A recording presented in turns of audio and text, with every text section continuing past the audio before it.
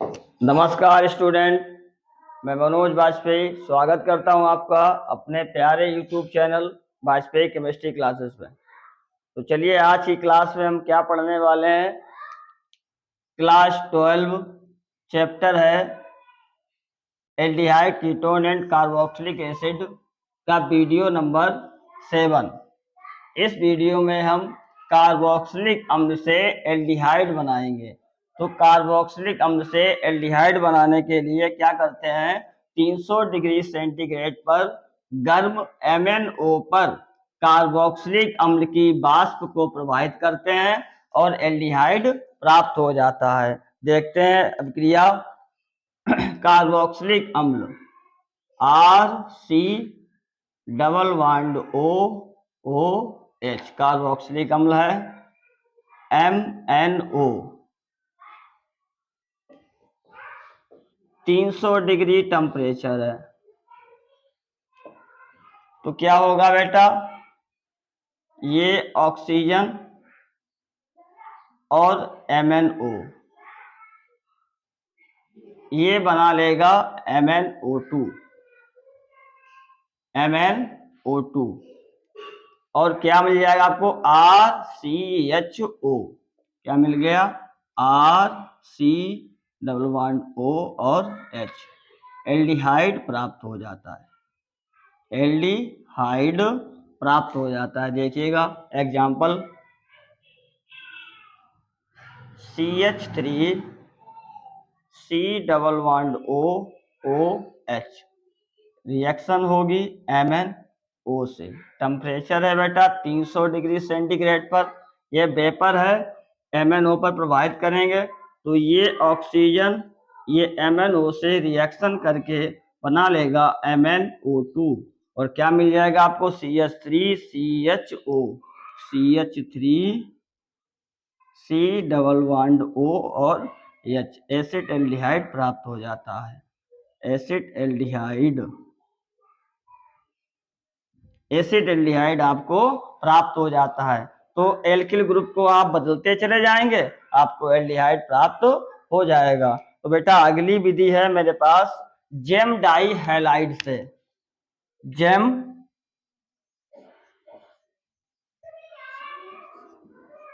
Die halide, gem dihalide से। Gem dihalide दो संरचनाएं होती हैं, बिस्नल और जेमिनल। समझ लो थोड़ा। बिस्नल क्या होता है, जब कार्बन श्रृंखला में दो पड़ोसी कार्बन पर हैलोजन लगा हो, दो पड़ोसी कार्बन पर हैलोजन लगा हो तो इसे कहते हैं हम बिस्नल या बिस। ओके। और जब किसी कार्बन श्रृंखला में एक ही कार्बन पर हैलोजन लगे हो, एक ही कार्बन पर हैलोजन लगे हो तो इसे कहते हैं हम जेमिनल या जेम। इस फॉर्म को कहते हैं हम जेमिनल या जेम। तो आपको लेना है जेम डाई हैलाइड। कोई कार्बन श्रृंखला लेनी है आपको और उसमें एक ही कार्बन पर दो हैलोजन लगा देने हैं, जैसे CH3 CH Cl और एक H। ये लो 1 2 3 4 वैलेंसी पूरी हो गई आपकी। तो एक ही कार्बन पर दो हैलोजन लगे हैं तो ये जेमिनल फॉर्म बन गई। अब इसकी एक्वस KOH से रिएक्शन करा दो। एक्वस KOH तो बेटा 2 Cl, तो यहाँ पर KOH 2 लेने पड़ेंगे, 2 Cl 2 K, तो क्या बन जाएगा 2KCl, 2KCl निकल जाएगा। क्या बचा CH3 CH, यहाँ पे बेटा CH2 होगा, सॉरी यहाँ पे CH2 होगा, तो CH3 CH2 CH, CH3 CH2 CH, 2 Cl चले गए, बचे क्या है 2 OH, तो 2 OH इस कार्बन पर लग जाएंगे। अब जब एक ही कार्बन पर दो OH लगे होते हैं तो वो अस्थाई यौगिक होता है हमारा। तो क्या होता है वहां से वो आपस में एक वाटर मॉलिक्यूल्स निकाल देते हैं। क्या करते हैं, एक पानी का अणु यहां से निकल जाएगा। क्या निकल गया बेटा, H2O निकल गया। H2O निकलने के बाद क्या बचा, ये हम नीचे लिख रहे हैं यहाँ पे, ये बचा है आपके पास CH3 CH2 CH और ये बचा है O, एल्डिहाइड मिल जाता है। तो क्या है इसका नाम, 1 2 3 कार्बन है, तो 3 कार्बन के लिए बेटा क्या लगाते हैं, प्रोप, बॉन्ड सिंगल है तो N, और एल्डिहाइड के लिए अल, तो प्रोपेनल। क्या नाम हो गया इसका, प्रोपेनल। इस प्रकार आपको प्रोपेनल प्राप्त हो जाता है। तो बहुत ही इजी अभिक्रिया है, आसानी से आपको समझ में आई होगी। ठीक है, आगे बढ़ते हैं। अगली विधि है बेटा एल्कीन के ओजोनीकरण से। इसमें क्या होता है, किसी एल्कीन की ओजोन से क्रिया कराने पर ओजोनाइड बनता है, और ओजोनाइड का जिंक की उपस्थिति में जल अपघटन कराने पर कार्बोनिल यौगिक प्राप्त होता है। तो देखते हैं रिएक्शन को।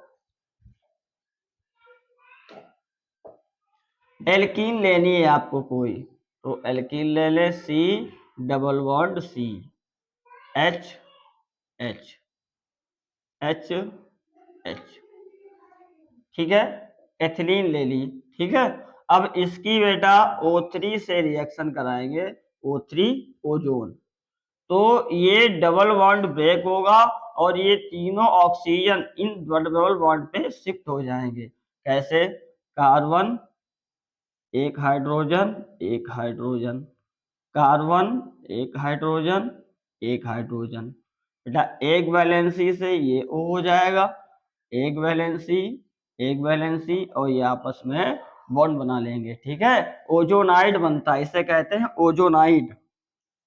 क्या कहते हैं इसे बेटा, ओजोनाइड, ओजोनाइड। ठीक है, अब इसका जल अपघटन करेंगे जिंक की उपस्थिति में, जिंक की उपस्थिति में जल अपघटन H2O से रिएक्शन करेंगे, तो क्या होगा, ये ऑक्सीजन, ये और ये H2O, H2O2 बना लेंगे। क्या बना लेंगे बेटा, H2O2 हाइड्रोजन पेरोक्साइड। और क्या बच रहा दिख रहा है आपको, ये O अलग हो गया, तो यहां से ये टूट जाएगा बॉन्ड, और HCHO HCHO, दो आपको HCHO दो मॉलिक्यूल्स फॉर्मेल्डिहाइड के आपको प्राप्त हो जाते हैं। ये क्या है, फॉर्मेल्डिहाइड, फॉर्मएल्डिहाइड। ठीक है, तो इस प्रकार आपको फॉर्मेल्डिहाइड प्राप्त हो जाता है। बहुत इजी रिएक्शन है। ओजोन से रिएक्शन किया, ओजोनाइड बना, ओजोनाइड का जिंक की उपस्थिति में जल अपघटन कराया, तो क्या हुआ, H2O2 हाइड्रोजन पेरोक्साइड निकल गया, और उसके बाद HCHO दो मॉलिक्यूल्स आपको फॉर्मेल्डिहाइड के प्राप्त हो जाते हैं। दूसरा एग्जांपल देखते हैं CH3 C C2H5 double bond C CH3H, ठीक है। इसकी ओजोन से रिएक्शन कराएंगे,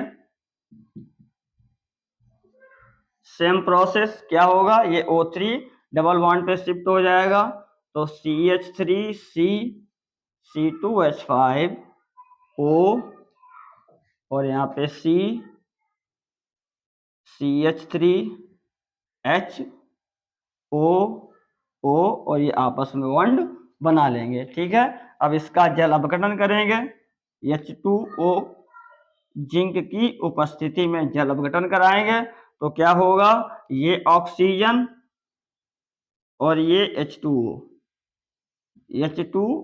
के रूप में अलग हो जाएगा। क्या बचा यहां से, देखो बेटा, CH3CO C2H5 CH3CO C2H5 ketone, CH3C double bond O C2H5 ethyl methyl ketone. क्या है ये, एथिल मेथिल कीटोन। और दूसरा क्या मिल रहा है CH3CHO। अगला मॉलिक्यूल्स मिल रहा है CH3C डबल बॉन्ड O और H। तो आपको इस प्रकार एक एल्डिहाइड मिलता है, ये एल्डिहाइड है आपका। और कौन सा एल्डिहाइड है? Acetaldehyde, acetaldehyde. और ये आपको प्राप्त होता है ethyl methyl ketone, ethyl methyl ketone, या आईपीएससी में बोल सकते हैं इसे हम C2H5 है, 2 3 4 कार्बन, 4 कार्बन के लिए ब्यूट और 1 2 2 ओन, तो क्या हो जाएगा ब्यूटेन, ब्यूट 2 ओन हो जाएगा। या इसे लिख सकते हैं हम ethyl methyl ketone, ethyl methyl ketone. तो इस प्रकार आपको एक अणु प्राप्त हुआ कीटोन का और एक अणु प्राप्त हुआ है आपको एल्डिहाइड का। तो इस प्रकार आसानी से हम एल्डिहाइड और कीटोन प्राप्त कर सकते हैं। ठीक है, तो आशा करता हूं आपको वीडियो अच्छा लगा होगा। अच्छा लगा हो तो मेरे चैनल को सब्सक्राइब कर लें, वीडियो को लाइक करें और अपने दोस्तों के साथ शेयर भी करें ताकि उनकी भी पढ़ाई अच्छे से हो सके। Thank you for watching video.